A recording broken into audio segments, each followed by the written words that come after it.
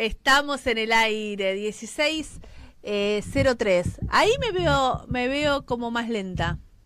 No me veo. Que con delay, ¿no? De delay. Pero de ahora, siempre estábamos igual. ¿Vos no ves que estoy más? Sí. Estoy como un segundo diferente, pero Sí.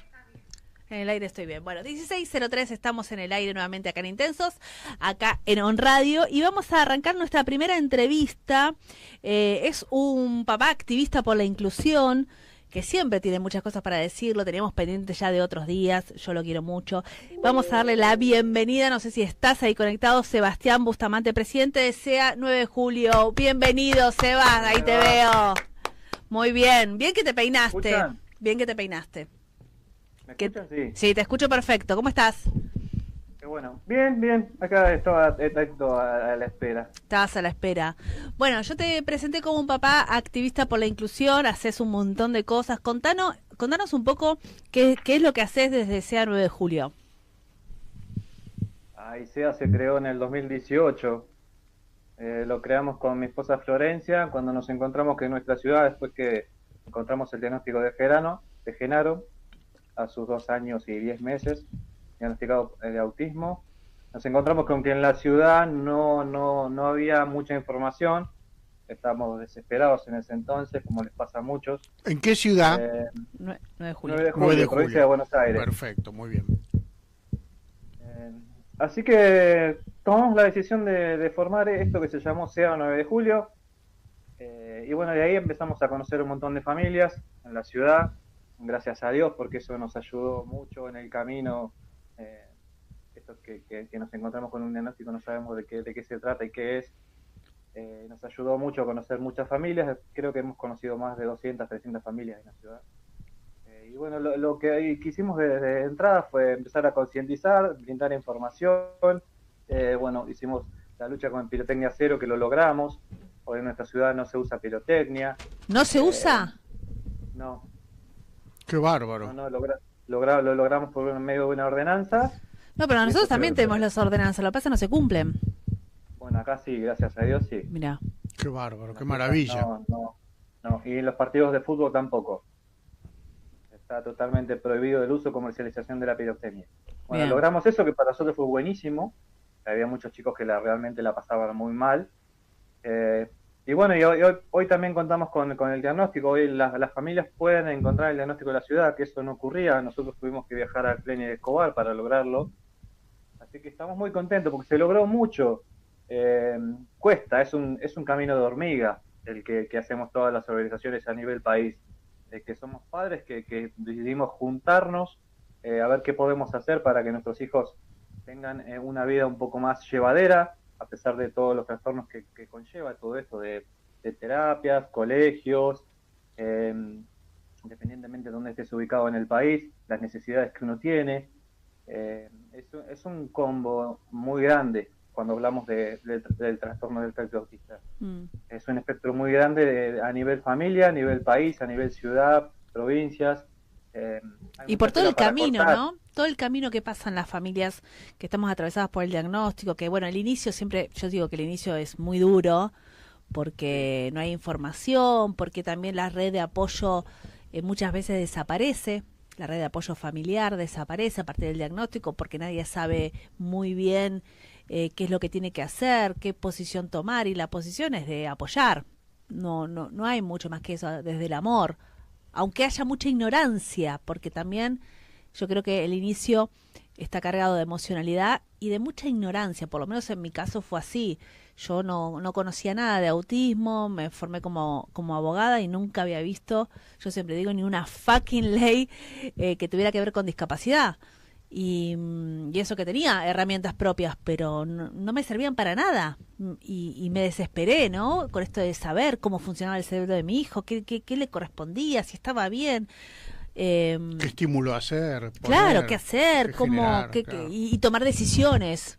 Yo pienso que lo más difícil es tomar decisiones o dejar de laburar o rearmarte.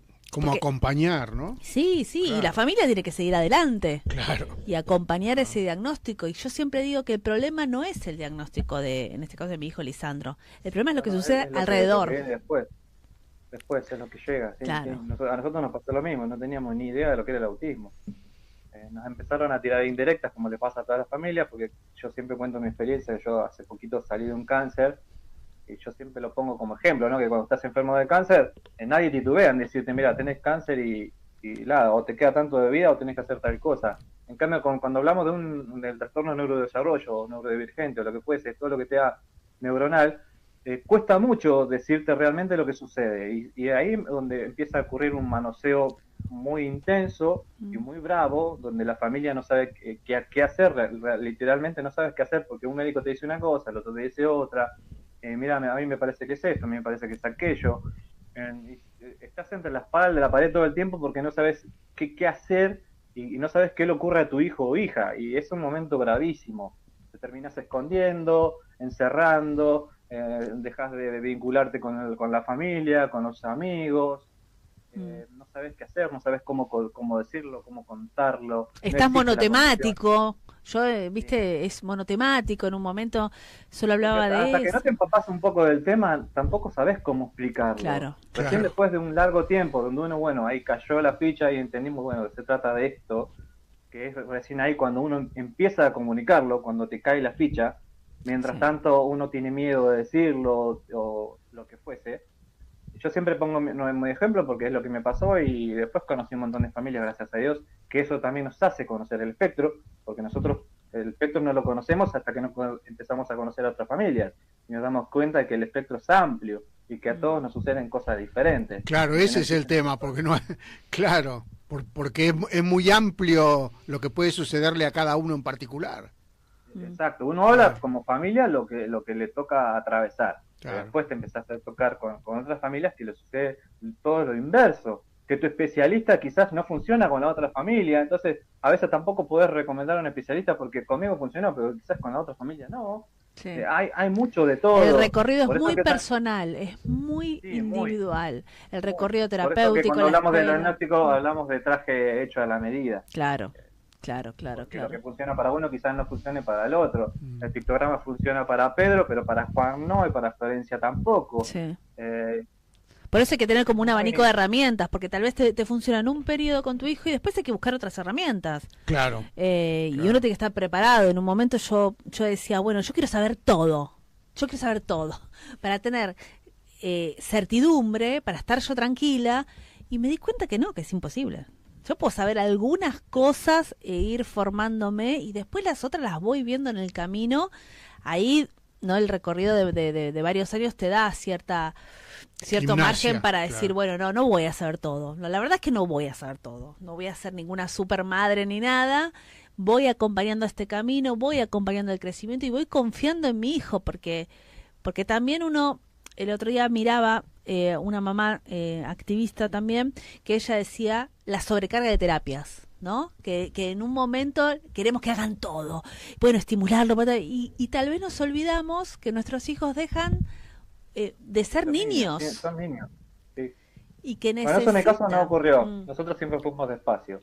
Nosotros siempre lo seguimos a él, no al revés. Claro. Él es el que manda, él es el que indica. Todos los meses teníamos un género diferente, todos los años tenemos un género diferente. Cuando empezó jardín era un genaro, cuando terminó jardín era otro genaro, y así sucesivamente siempre. Arrancamos con X terapia, hoy por hoy Gena no hace terapia más que la psicóloga, entonces él nos va manejando a nosotros fuimos aprendiendo con él, claro. a su vez que las otras familias, pero específicamente Genaro, él nos fue marcando el camino, siempre, nunca le pusimos techo.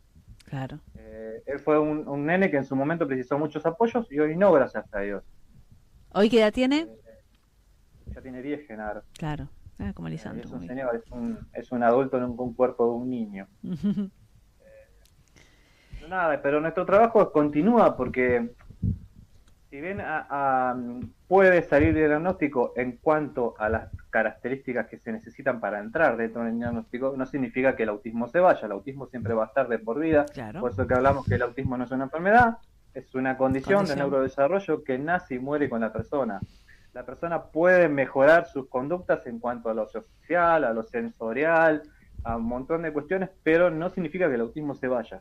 Es que es una de las cosas que a veces, lamentablemente, se crea mucha confusión cuando hablamos del espectro, el autismo está ahí y tenemos que acompañarlo y tratar de brindarle las herramientas necesarias para que tenga un crecimiento pleno igual que sus hermanos. Claro. Por ejemplo, él tiene hermanos. Cuando sos padre primerizo, es más complejo, porque vos no tenés un punto de comparación de otro hijo, no sabés los parámetros de crecimiento que va teniendo un bebé hasta que va creciendo. Cuando vos te topas con parejas que tienen su primer bebé, es mucho más complejo aún. ¿Y ustedes tuvieron un diagnóstico prematuro? 2 años y 10 meses. Ajá. Nosotros, como te decía, como teníamos otros hijos, íbamos comparando que Genaro no estaba haciendo las cosas que habían hecho sus hermanos. Claro. A Por pesar eso de te que digo todos te digan que la comparación es inevitable, yo también tengo una hija más Claro. grande, uno lo compara porque dice, bueno, más o menos sabés que A tal edad empieza a claro, hablar, a tal edad Claro. empieza a caminar. Claro. a- Claro, hay como parámetros, claro, Sí, por claro, eso que te ponía el ejemplo de padre primerizo, es mucho más complejo. claro. Porque no tenías como... Así que acudimos al pediatra y le dijimos, mira, el pediatra se llama Raúl, de los 3 es el mismo. A nosotros nos parece que Genaro quizás ya tendría que estar haciendo esto y no lo está haciendo. Bueno, gracias a Dios el pediatra a nosotros nunca nos puso freno, nunca nos dijo que no. Pero si ustedes tienen la duda, vayan, averigüen, pregunten. Yo los voy a apoyar. Él nunca nos dijo que no. bien muchas por veces ese ocurre. pediatra, sí. Muchas veces ocurre. Y ahí empezamos a golpear puertas hasta que gracias a Dios, en el Freni de Escobar encontramos el diagnóstico. Y después, ¿cuándo apareció Rubén Sosa? Rubén en el 2018, en la barrileteada por el autismo. Mm. Yo lo conocí cuando él fue a hablar conmigo en el Telegram. Creo que muchos claro, lo conocemos ahí también. sí. Ahí lo conocimos. A este Sí. loco. Es Al un fenómeno. pediatra que sí. Viejito lindo. Sí. Me está poniendo viejo, pero o sea, no. Yo lo quiero muchísimo. Yo al principio, yo siempre le cuento, yo cuando hablaba por él por teléfono, para mí estaba allá arriba, era mi eminencia. A mí me temblaban las piernas, me temblaban las manos, todo cada vez que hablaba con él. Después con el tiempo él me fue poniendo los pies sobre la tierra a mí, que él los tiene más sobre todo el mundo, los pies sobre la tierra como nadie. Y hoy es como un hermano mayor, lo quiero muchísimo. Sí, la verdad que es Un un hombre. tipo, yo siempre le digo, es para tenerte en la mesita de luz, porque nos escribimos bastante. Y cultísimo además, Y ¿no? sí, y Hombre. muy, tiene un sentido de la vida y Sí. de lo De lo humano. Estamos en un grupo, no sé, vos también estás en el grupo de que lee los cuentos, ¿sí? ¿Estás en el grupo ese? No sé, ahí tiene un grupo que lee. Los escucho en los estados, porque también los juegan los estados. Él tiene un grupo que va leyendo un capítulo de un cuento de Galeano, lo que sea, por semana. ¿Viste? Está re loco este tipo. Este tipo está re loco. Es un Es un fenómeno. médico que tiene 600 pacientes, que es activista por la inclusión. Porque es real, gracias a Dios está muy bien de salud, pero es un tipo que no para. Sí. Cuando estamos en época de barreleteada, su teléfono explota. Sí. Y tiene los grupos, se mete ahí. Un poco hago de intermediario en ese sentido, porque cada vez que tiene algo, una entrevista o lo que fuese, enseguida los hace que se conecten conmigo para que yo le coordine, por si es que manda fotos, videos, todo eso. Le hago un poco de pantalla en eso, pero... De productor. Hace todo él. Sí. La carta, el libro que está escribiendo en estas 2 últimas barreleteadas que pasó. Es mucho, es su consultorio, es su familia y tiene su vida también. Claro. Y sin embargo, el tipo se toma el tiempo de hacer estas cosas que son importantísimos. Yo creo que él es consciente en una parte de lo que ha logrado a través de estos más de 30 años, que es mucho, es toda una vida. Yo creo que no es consciente, porque está tan loco que parte de esto es su inconsciencia, porque yo a veces le digo, pero vos te das cuenta, no sé, yo publiqué un trocito de creo que fue en Santa Fe, que dijo, esto no es inclusión, un alumno que no tiene acompañante ni MAI no es inclusión, que es la verdad, ¿no? Nuestros hijos necesitan los apoyos que tienen que tener, no los que otro les quiere dar y se le canta, o sea, son los apoyos necesarios. Y se produjo un ida y vuelta con la gente, porque hay gente que se queda con esa parte como si él hubiera estado en contra de la inclusión. Nada que ver, o sea, nada más lejos de Rubén Sosa de estar en contra de la inclusión. Dijo que fue como lanzarlos a la desidia o a la claro, era arrojar a la gente, que es verdad, nuestros hijos quedan a veces arrojados ahí, bueno, ir a preceptoría, ir a esto. Y yo le decía, mirá, lo que generás, que hay gente que no lo conoce, y esto pasa mucho en las redes cuando se ve un fragmento, ¿no? Y él no es consciente de lo que genera. Él genera alrededor como toda una gente, como si fuéramos su club de fans, ¿no? Somos pro Sosa. Los agitadores. Porque la realidad es que nunca dejas de admirarlo. Yo lo admiro muchísimo y lo respeto muchísimo. Más allá de que hoy tengo la confianza de decirle pelado, un montón de cosas, de mandar los mensajes todo el tiempo, charlar como amigo, como decía, como un hermano mayor. Sí. Nunca le pierdo el respeto, jamás. Porque sé quién es y sé de quién estamos hablando. Sí, muy, muy lindo, esa gente que no se reproduce, viste, que es único. Che, escúchame, y hablemos hablemos un poco de la barrileteada de este año, porque es una barrileteada que no tiene que ver con la neurodiversidad, pero sí nos atraviesa a todos. Sí, porque estamos todos metidos en eso. Nuestros hijos, nuestros sobrinos, nuestros ahijados, hijos de amigos, y nosotros mismos estamos metidos en esto sin darnos cuenta muchas veces. El teléfono, la tecnología, hoy está presente todo el tiempo en nuestras vidas a nivel mundial. Pero bueno, a veces como una droga, ¿no?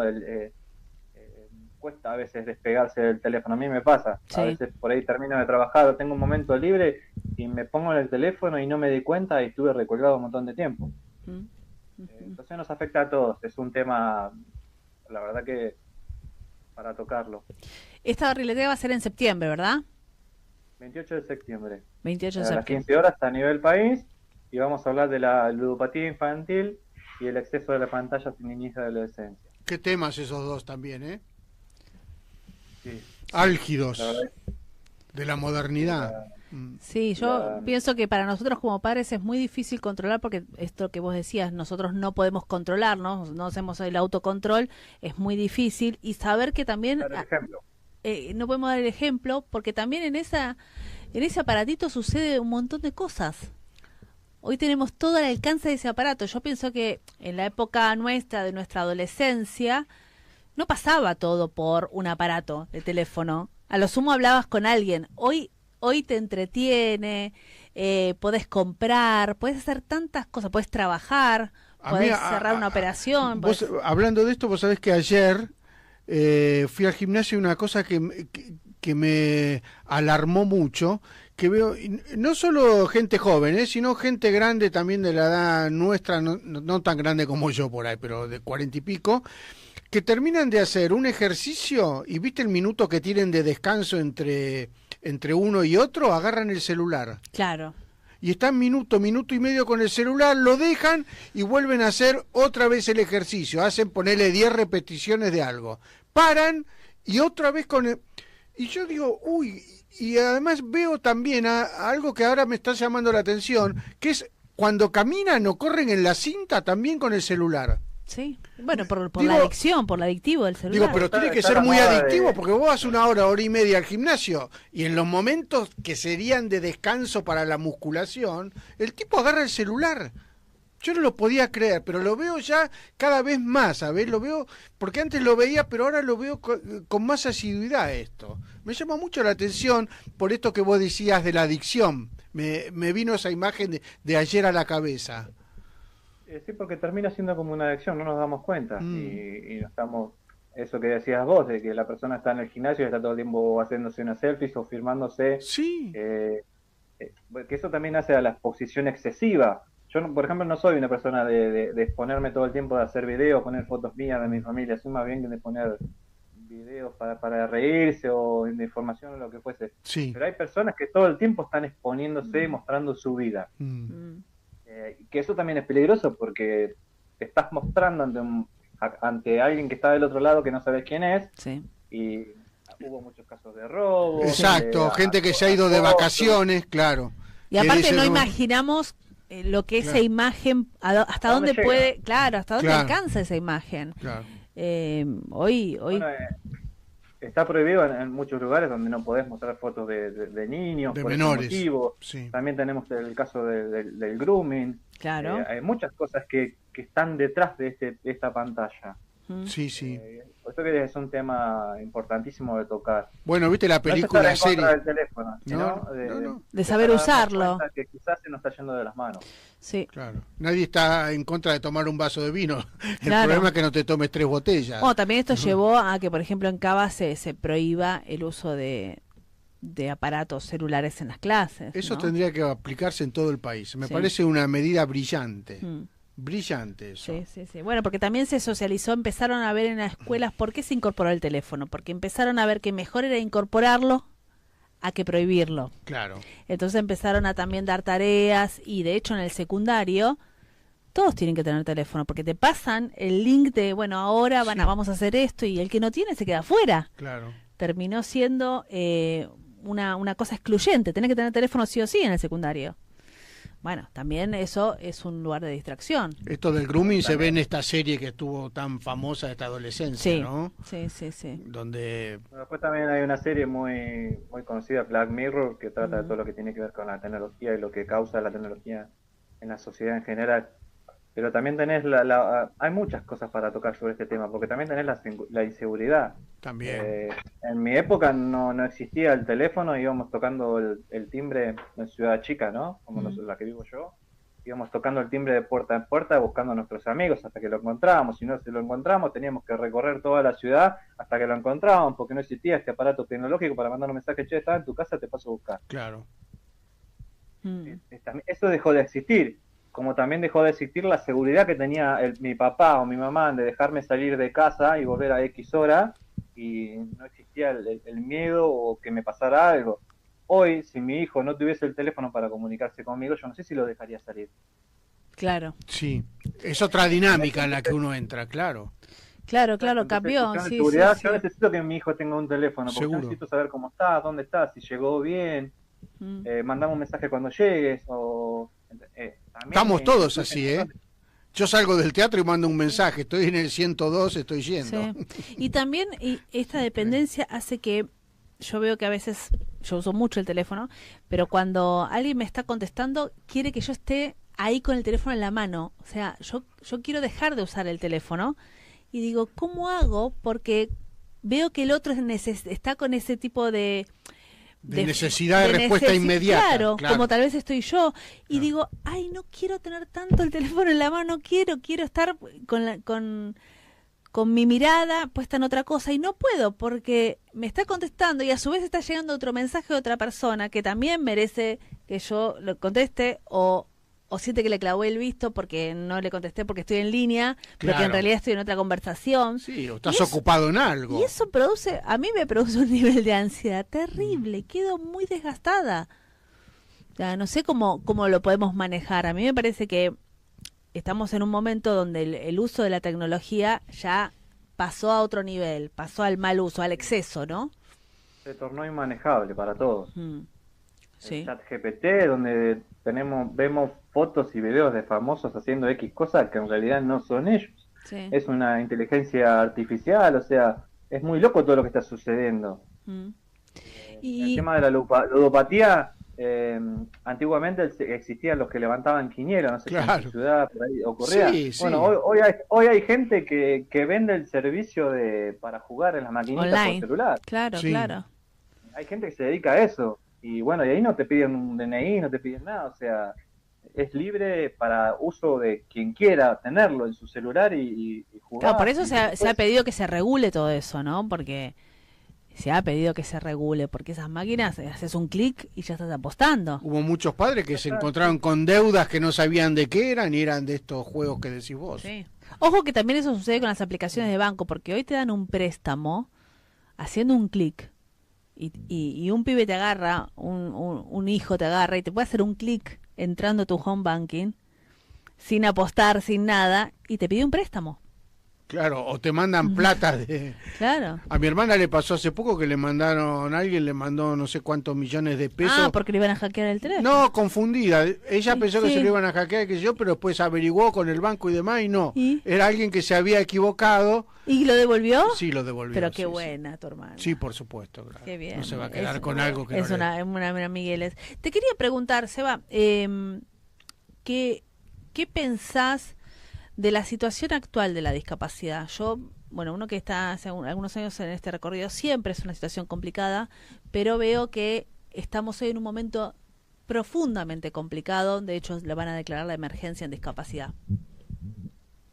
Sí, porque se rearmó todo, como que recalculando, ¿no? Mm, Hay cosas que merecían ser revisadas, pero hay cosas que se fueron a otro extremo. sí. Es, es cierto que en discapacidad te tiene que tocar para darte cuenta qué sucede en discapacidad. Mm, Eso es real, eso es así. Cuando hablamos sí. de empatía y todo lo demás, a mí si no me tocaba, yo ni enterado, la verdad. Claro, claro. Y somos conscientes de que somos un mundo aparte. Sí, hay un microclima alrededor de la Sí, discapacidad. que nos conocemos casi Sí, todos los que sí. estamos vinculados a discapacidad, eso es real. Mm, Y el que no está involucrado en discapacidad porque te tocó por accidente, por enfermedad o lo que fuese, no te enterás lo que sucede. Claro que no. Somos como un mundo aparte. Eso es real y siempre fue así. mm, Y lo de las mutuales siempre ocurrió, familias que no logran resolver sus problemas, eso siempre ocurrió. Te diagnostican cáncer, tenés que hacer 1000 vueltas para que te aprueben un estudio, te diagnostican tu hijo con X condición, tenés que hacer 1000 vueltas para que te aprueben las terapias, mm. en un colegio para tener el acompañante, como hablábamos recién, 1000 de vueltas, o Sí. sea, la burocracia estuvo siempre. Y siempre fue un aumento, nunca cambió. Sí. Las leyes que existen en discapacidad fueron escritas y redactadas por padres. Nunca Mm. tuviste un concejal, diputado, senador o presidente, gobernador que escribiese una ley y que se cumpliese. Entonces es como que siempre está ese mundo aparte. Sí. Sí. Bueno, y en esta declaración que se está pidiendo, la declaración de emergencia que dure hasta diciembre del 2027, basada en no es que están en desacuerdo con las auditorías, pero no a este nivel, porque ya están haciendo auditorías a personas que no va. Nosotros tenemos en el colectivo de las personas con discapacidad, tenés las discapacidades visibles y después todas las discapacidades invisibles. Y de algún modo con esta auditoría a mansalva, donde entran todos en la misma bolsa, yo estoy de acuerdo con auditorías y con que se regule y con que se verifique y que tengan la pensión por discapacidad la persona que realmente tiene que tenerla, pero en esta entran como Estamos de todos. acuerdo todos. En esto entra como todos y hay personas que no saben ni por qué les llegó esa citación. Hubo una marcha el lunes frente a la Casa de Gobierno. Creo, Sí, y ¿no? ahora va a haber el martes, por eso después tenemos al abogado especialista en discapacidad. Sí. Y después el nomenclador, nuestros terapeutas reciben como pago un arancel que está regulado por un nomenclador nacional que no recibe aumentos desde diciembre, donde ya quedó totalmente desfasado. Entonces también en este proyecto que se está pidiendo que se declare la emergencia nacional es para que el financiamiento esté garantizado. Claro. y que tengan los aumentos, porque ¿qué pasa en el medio? Nos quedamos sin terapeutas. Los terapeutas quieren trabajar de otra cosa. Y se van, claro. No les conviene para nada. Claro. O sea, sí. Por más que lo deseen hacer de corazón, los jueces no pueden porque no tienen que vivir y tienen que cobrar. Nosotros las terapias siempre la pagamos de bolsillo. Jamás existió un reintegro en estos 7, 8 años de recorrido. Jamás, siempre la pagamos nosotros. ¿Pero por qué? Porque el Porque CUD... nunca existió el reintegro, porque nunca hubo. ¿Pero no tiene no. CUD? ¿Tu hijo? Sí. Los trámites burocráticos siempre existieron y nunca se llegaron a... Siempre la tuvimos que pagar de nuestro bolsillo. ¿Pero no tiene certificado de discapacidad? Sí. Sí. ¿Y no le cubría? Porque capaz que en la zona no... Vamos. ¿Ves? Bueno. Esa es la Por eso realidad de cuando muchas familias. Cuando hablamos del espectro, también hablamos del espectro ambiental, donde vive cada uno. Claro. Claro. Porque cada No es lo ciudad mismo su tener una mundo. discapacidad el 9 de julio que 9 de Capital julio Federal. que Claro. en Cava, Claro. no es lo mismo. Claro. Si una persona rodante en silla de ruedas se tiene que trasladar acá al 9 de julio, las distancias son cortas y lo puedes llegar hasta presentarse y constatar que realmente tiene una discapacidad. Pero en Cava, donde tenés que atravesar un montón de cuestiones, micros, un montón de cuestiones, una persona que está imposibilitada de movilizarse, ¿cómo lo hace? Claro. Entonces no se puede meter a todos en el mismo tarro, Sí. porque el universo es muy grande y el país es muy grande. Y cada uno donde se encuentra, las condiciones son diferentes. Por eso que no se puede meter a todo el mundo en el mismo, porque es complejo, es muy complejo. Y también pensaba en la salud de los cuidadores, ¿no? Como el sistema también, que es tan duro, donde hay tanta lucha, donde tenemos que luchar con la obra social, con el laburo, porque si vos tuviste que pagar de tu bolsillo, eso te representa X cantidad de guita extra todos los meses, que no te las devuelven, sostener los empleos, sostener la estabilidad emocional, sostener la pareja, sostener la familia, sostener a los otros hijos, pelearte con el colegio, pelearte con uno, con otro, y la salud también se resiente. Por eso que estás todo el tiempo embroncado, porque Sí. no es solamente la discapacidad, es todo lo que te rodea. Entonces Sí. llega un momento que se te paran los pelos, como quien dice, por no decir otra cosa. Sí. Te enojan, te provoca a estar enojado todo el tiempo con el mundo. Sí, Es jodido. Y que nadie piensa en la fácil. salud de los cuidadores, yo digo, porque También. nos enfermamos, a veces el costo se separan las familias, hay como todo un costo alrededor de la discapacidad, y ni siquiera, no hablo de victimizarse ni de nada, no hablo de realidades. Esto también habría que mirarlo. ¿Qué pasa con las familias cuando vos tenés una persona con discapacidad y tenés todo ese mundo alrededor desconocido, complejo, que no entendés nada, que te la hacen recontra difícil, que hasta no encontrás a veces un interlocutor válido en la obra social y pasaron 2 años? Y después en el momento te cambiaron las condiciones y después tenés la inestabilidad económica del país y todo lo que sucede alrededor, pero nadie piensa en esa familia que tal vez se quebró a partir del diagnóstico, que su vida cambió para siempre, aunque uno tenga, viste, un periodo en donde está bien. Yo pienso que hay etapas también. Una cosa es la primera etapa, después viene la aceptación, después viene, bueno, vamos a acompañar el diagnóstico de esta manera, y no te enojas con el diagnóstico, sino empezás a aceptarlo y a entenderlo. Pero nadie piensa en la familia y el impacto que hay ahí, que es mucho. Sí. Pues está bueno que existan organizaciones así como las nuestras, o familias que sirven de apoyo, de contención, porque hay muchas familias que lo necesitan de verdad, y muchas. Sí. De acuerdo a donde vivas, donde estés parado en esta república, la necesidad que tengas, son necesarios estos lugares. Por eso no hay que renegar de... Viste que hoy existe la comunidad autista, la comunidad Asperger, y que muchas veces están en contra con el color azul, con el rompecabezas, con el papá que concientiza de esta manera o de aquella manera. No hay que renegar de esas cosas, porque en su momento fue la única herramienta que ese papá o esa mamá encontró para poder visibilizar lo que estaba sucediendo con su hijo. No importa si el color es azul, violeta o lo que fuese. Sí. Es la herramienta que ese papá encontró en ese momento. Sí, yo en eso entiendo perfectamente lo que decís. Y a mí me parece siempre un cuestionamiento hasta mío, personal. Porque yo en contra, no me gusta, no digo estar en contra, no me gusta el rompecabezas. No me gusta, y escuché a la gente de la comunidad, no toda, a gente de la comunidad autista adulta, donde dice: a nosotros nos falta una pieza, eso no sirve. Claro. Entonces, ir acompañando, que también el autismo es muy dinámico, por suerte. Entonces, los adultos se sienten más identificados con el rojo. Pero a mí me gustaría esto que vos decís, ¿no? Son herramientas que nos han servido, que ha servido para la visibilidad, y que tal vez sí tenemos que ir acompañando lo que nos dice la comunidad adulta. Si la comunidad adulta se va sintiendo que la identificación con el azul tiene que ver con una asociación de Estados Unidos que hablaba del autismo como enfermedad y que había que curarla, bueno, se va a sentir mal con ese color. Claro. Porque en realidad el autista te dice: yo soy autista toda la vida. Pero no ir en contra, porque yo siento que a veces hay como un discurso que va muy en contra de... de ese papá. Sí, sí, le saltan ahí. Y eso terrible. no está bueno porque estamos todos en la misma. Claro. Porque seguramente el padre de ese autista adulto estuvo de la misma manera que estamos nosotros. Claro. Y alguna vez estuvo en un lugar de no saber nada, como Claro, yo siempre digo. Yo en un momento estuve ahí. Exacto, creo que todos pasamos por ahí. Los padres de esas personas que hablan, que están en contra de los padres, también estuvieron ahí.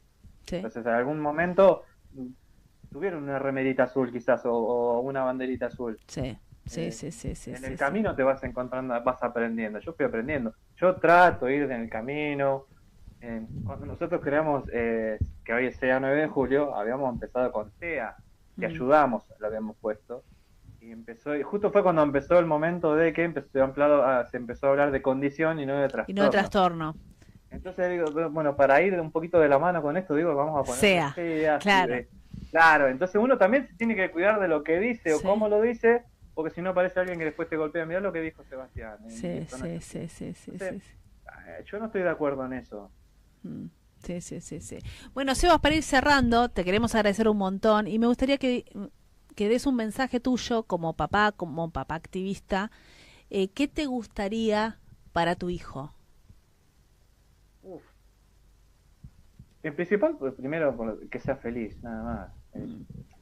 Cuando hablamos del colegio, de los amigos, cuando hablamos del trastorno del espectro autista, siempre tocamos le hablamos al otro, al vecino, al amigo, mira, el autismo es esto. Tienen problemas con la comunicación, en lo sensorial, pero la realidad es que nosotros queremos que nuestros hijos sean felices. Como lo intenté ser yo, como lo intenté ser vos, como lo intentó ser Ricardo. Todos buscamos eso. Todos buscamos que nuestros hijos tengan un buen pasar por los colegios, que a los colegios vayan a ser felices y a no sufrir, que no les hagan bullying, que no sean discriminados. Todos queremos eso. Entonces, en definitiva, lo que queremos todos como papá es que nuestros hijos sean felices. Cada cual no tiene un manual como papá, entonces uno trata de hacer lo que puede, o como nos educaron, tratamos más o menos de educar a nuestros hijos y vamos aprendiendo en el camino. Yo me di cuenta que de papá no sabía nada, a pesar de que tuve 2 hijos antes. Yo aprendí a ser papá con Genaro.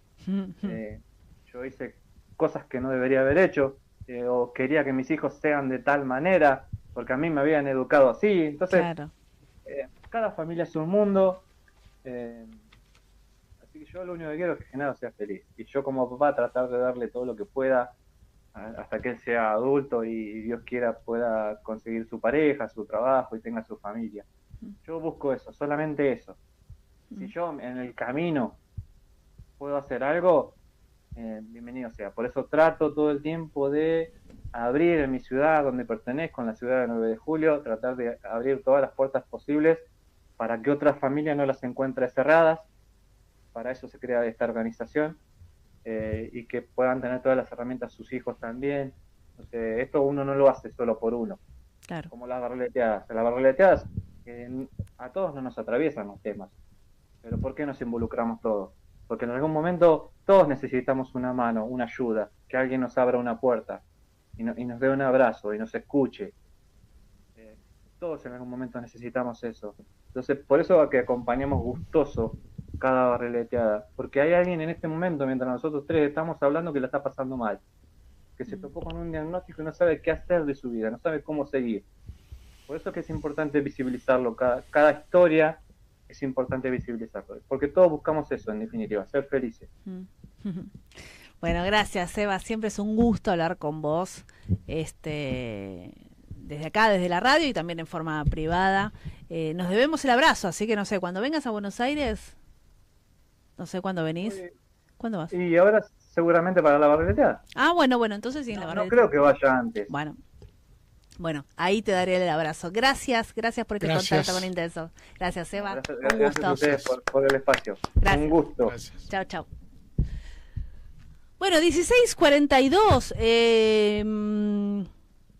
¿Tenemos al otro entrevistado o no todavía? Hacemos una pequeña pausa y enseguida volvemos con más Intensos.